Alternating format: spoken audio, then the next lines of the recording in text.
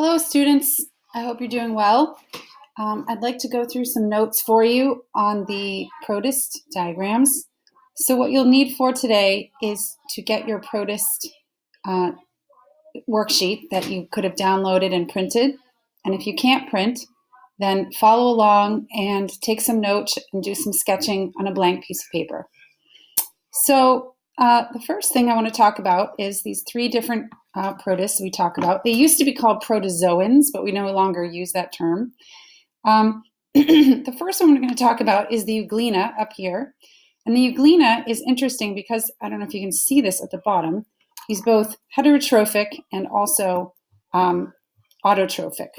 So if you can see down the bottom of here, those words. Your book uses a term that is rather new, and that is called a mixotroph. Because this organism can either do photosynthesis and feed itself, or it can be heterotrophic. And how it is heterotrophic is it uses its flagella. I'm going to get a different color down here.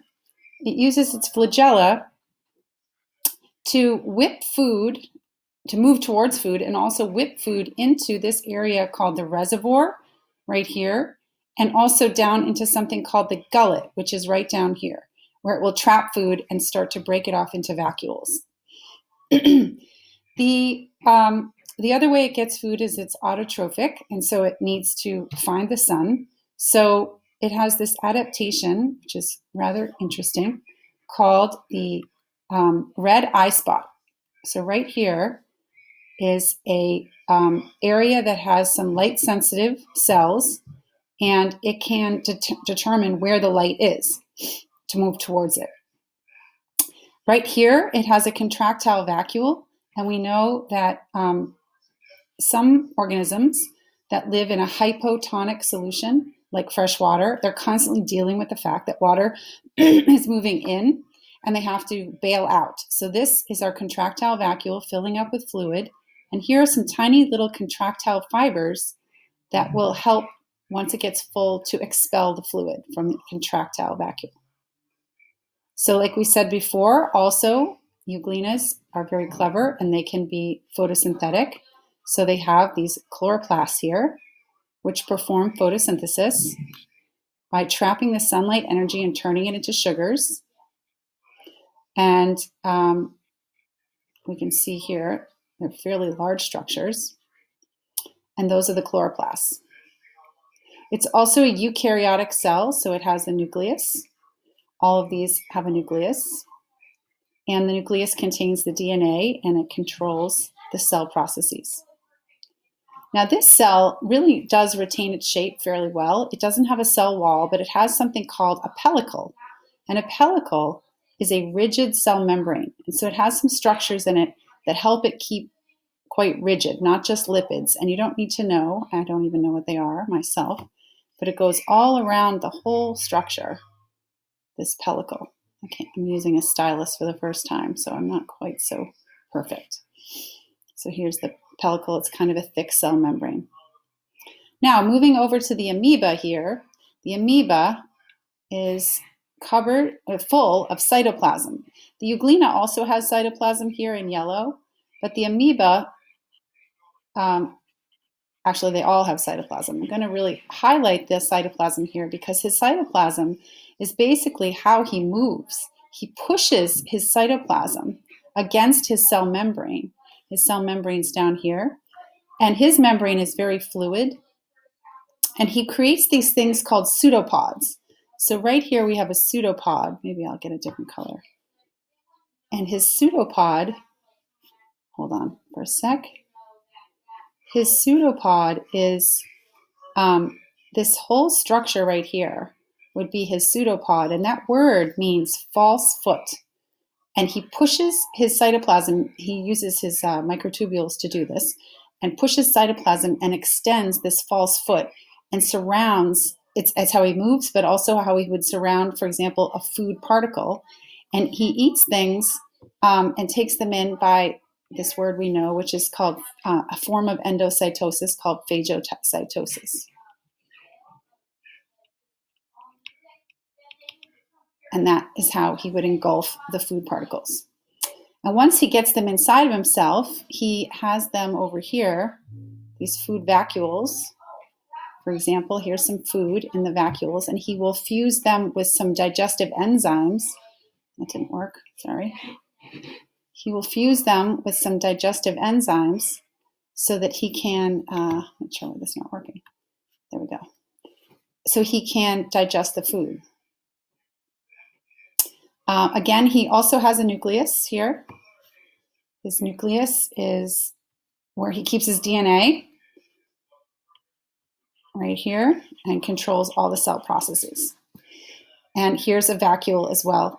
And this could be a contractile vacuole. We could turn it into one, actually, because he's also usually in a hypotonic solution, hypotonic to him, and he has these vacuoles that can pump the water out as it's constantly coming in. So we can change that to a contractile vacuole. And again, you remember that's a form of active transport. So now let's move over here and really take a look at this next guy, who is the paramecium. And the paramecium he's a little larger than these two. And the paramecium also has this very rigid pellicle. I'll start at the bottom. His pellicle is keeping his torpedo shape so he can move through the water very well. And again, that moves all around him. You need a steady hand to do this. His pellicle. Let's move. Now, how he moves up at the top is he has these cilia, which are really incredible because he doesn't have a brain, and yet he can get them all to move in concert together so he can move in one direction. And they move very fast. I wish you guys could see them under the microscope in real time because they're like little torpedoes. And we have to put this substance on them called methylcellulose to slow them down, because otherwise all you see is this Speedy Gonzales guy going through. So here's the cilia. Now, he has some contractile vacuoles as well, which you can see. I'll color one of them right here. And he's squeezing the water out as it comes in. There's one down here, I believe, as well. He has the food vacuoles, which you can color there. And he's going to release digestive enzymes there so he can digest that food. Again, here's all his cytoplasm around here. Now, something very different is he will sweep food using his cilia into his oral groove right here. So his oral groove, which I will maybe make a darker color. His oral groove here, that's not what I wanted. His oral groove right here is going to sweep the food into this area down here called the gullet at the bottom. And that's where he will begin digesting the food.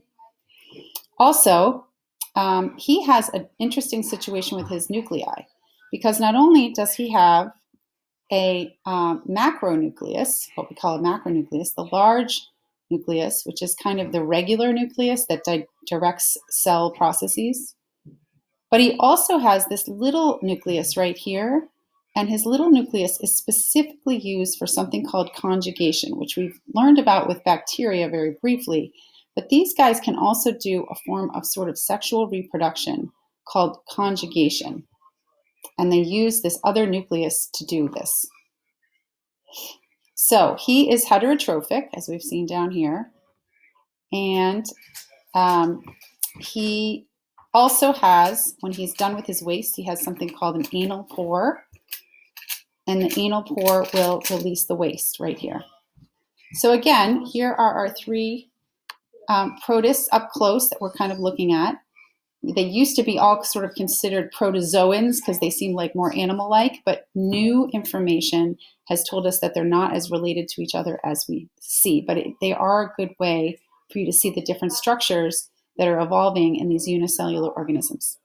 Thanks very much. We'll talk to you soon.